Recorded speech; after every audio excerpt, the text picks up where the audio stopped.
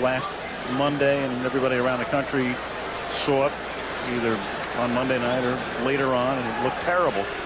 But in a sense, we're happy to report they had surgery on McCallum's artery, the leg artery, a few hours after the game. He is back now in Southern California. He will have an MRI on the knee when the swelling goes down, but he did go to practice the other day to see his teammates.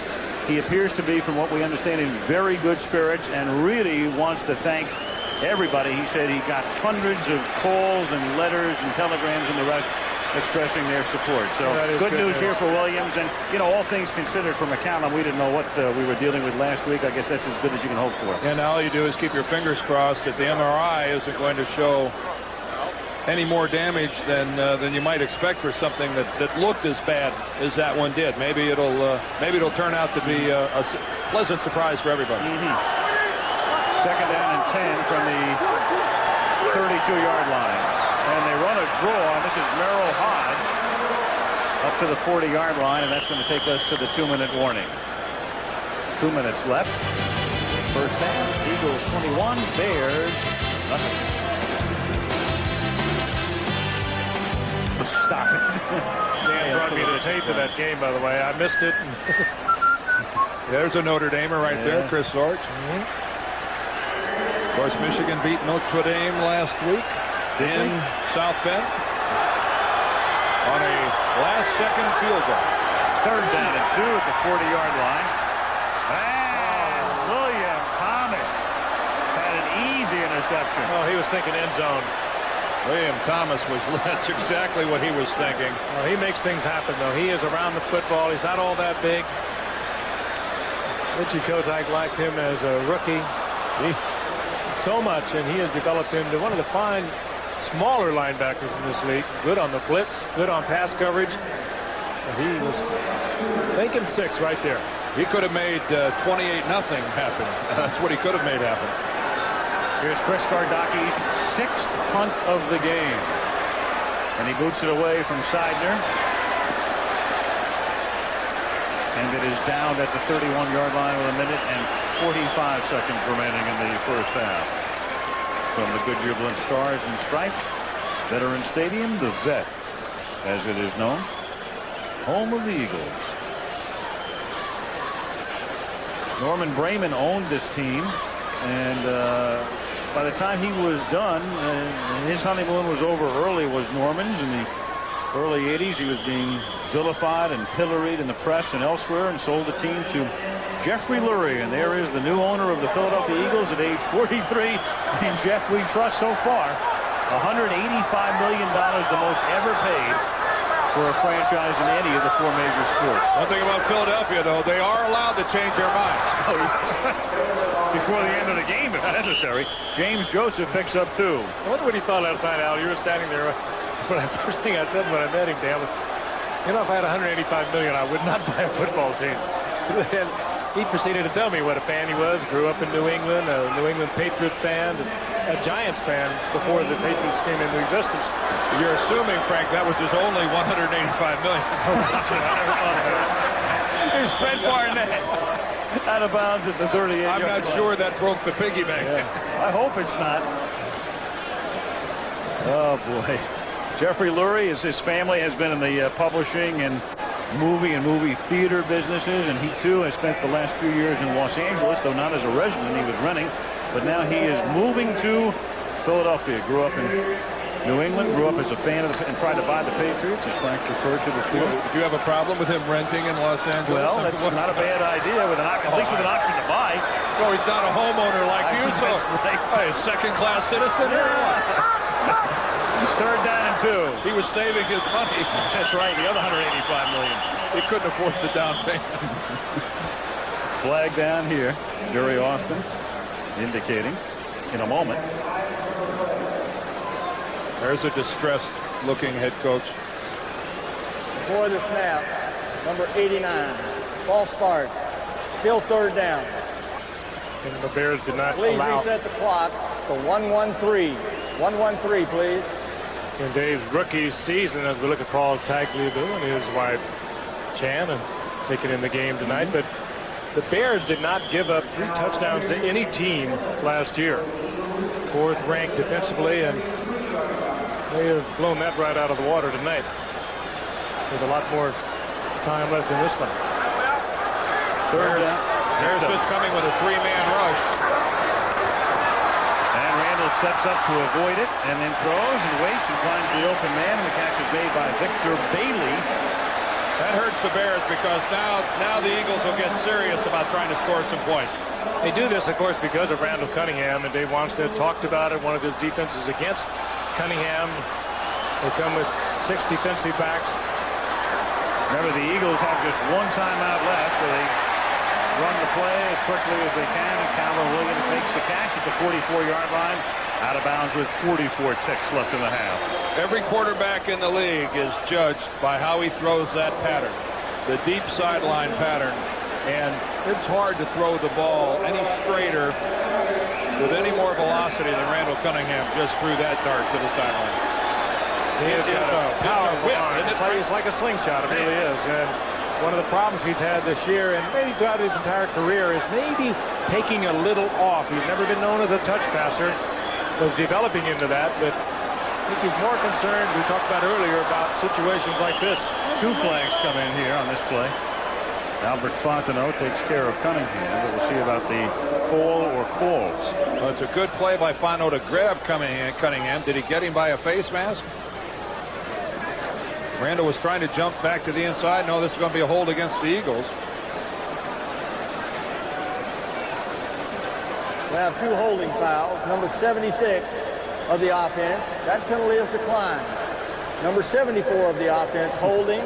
That penalty is accepted. 10 yards. Repeat, first down. Each of the tackles. And, of course, the veteran, his gets declined, Roderick Thompson, and they hang it on the rookie, Bernard Williams. Now, talk about the seniority system at its very best in the National Football. How in the world do you decide which penalty to decline here? Well, that's Spellman, and he is hog-tied and tackled by Bernard Williams.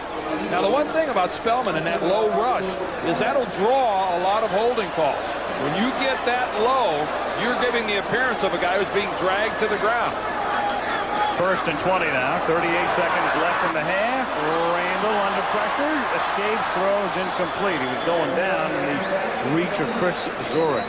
33 seconds left, and Philly on top 21-0. Well, the corners are being pinched off on Randall Cunningham. The 2 bare ends, Armstrong and Spellman, are getting around the corner, and Randall is not getting a chance to set up. Zorich gets the sack, but it's because of the work of Armstrong and Spellman in flushing him out of the pocket. Coming up at the half, Brent Musburger talks with Cowboy coach Barry Switzer. They're 2-0. Peter King comes along, and I'll talk with Bud Selig and find out if there's any chance we'll see a resumption of the baseball season.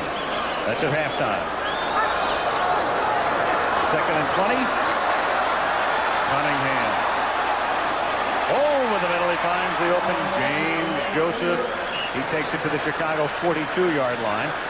The Eagles only 1 timeout left, and they are forced to spend it here. Timeout, Philadelphia. So the Bears, who have killed the Eagles through the years, but on the other side of the coin have been a terrible Monday night team through the years, and especially so on the road. And Dave Wanstead watching his defensive unit give up 3 touchdowns for the first time in his young career. Maurice Douglas still jawing up a pretty good one with James Joseph.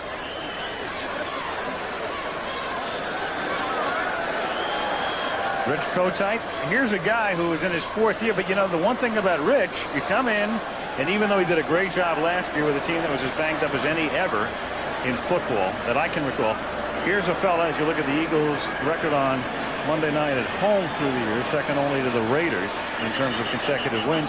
When you have an ownership change, you know, you're pretty much on the spot, whether you want to be or not. Well, it's quite normal, and I think everybody can understand the fact that an owner at some point in time wants to make that decision to bring in his own guy as a coach. And now in his 4th year, for 2 of those 3 years that he's been here, he hasn't had Randall Cunningham. And when you look at his record, you've got to say, Richie Kotite has done a really darn good job of coaching this football team. 3rd and 9 as Randall throws into the 24. He finds Calvin Williams. Pretty. First down, 14 seconds, and Eddie Murray can start loosening up the leg for a field goal attempt shortly. We talked about touch, Frank. There was some touch. He had it on that button. One of the ironies for Richie Kotite is the fact that before the start of the season, when the salary cap problems fell on the Eagles and they had to ask 8 players to take salary cuts, he went to the defense of the players. He's never been known as a real players coach, but all of a sudden the players had a coach standing up for them in salary negotiation. He missed a couple of days of practice defending them. Those are huge numbers for Cunningham. Tremendous. And there's all kinds of activity in the end zone except the flag. Keyshawn Johnson was there. He got tangled up with Fred Barnett. No marker. Don't lose sight of that graphic we put up there a minute ago. 250 yards passing in 1 half. You don't have to be a stellar mathematician to realize that's halfway to 500 yards.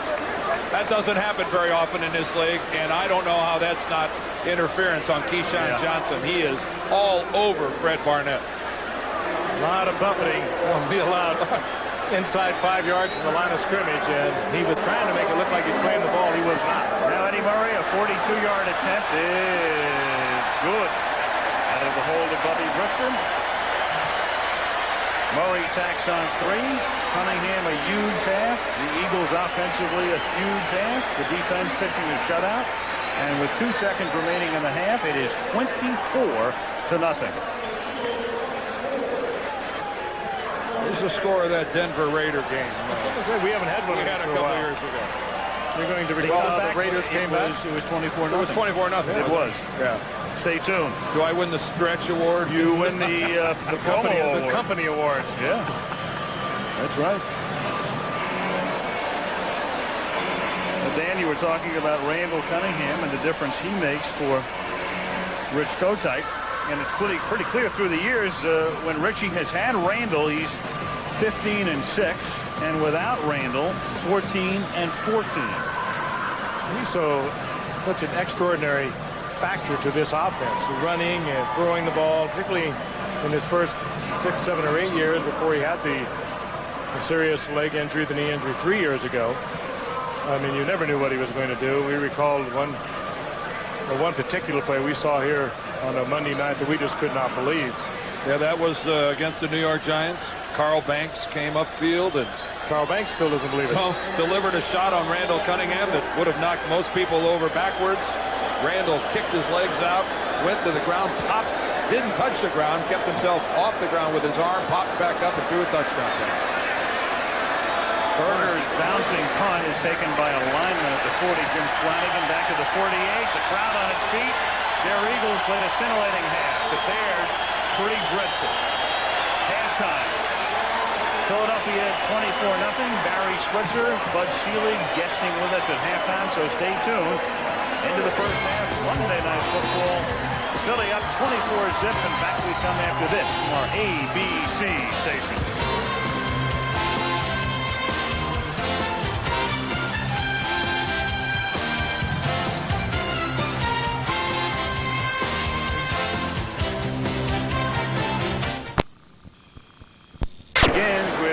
By Gardocki off the new 1-inch tee. Actually, the tee turned upside down. The kick comes down to the 3. Jeff Seidner brings it out past the 25 to the 28-yard line, and we start with 2 penalty flags after a penalty-filled first half. ABC's Monday Night Football is being brought to you by Southwest Airlines. Flying the low-fare airline is just plain smart. Here to run back, holding. Compact. 58.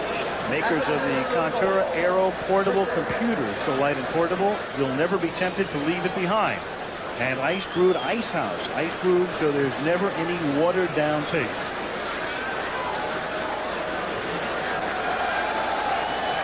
Well, at least the Bears on the Eagles' opening possession of the second half are making them start inside their 10-yard line.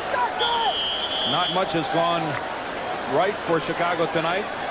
Kind of a precursor to that was when they recovered a Philadelphia fumble, but Philadelphia kept the football because the Bears were offsides on the play. Since then, it is all gone bad. Walker breaks it after the 20, loses the football, but after he was down, no fumble. 10-yard gain close to a first.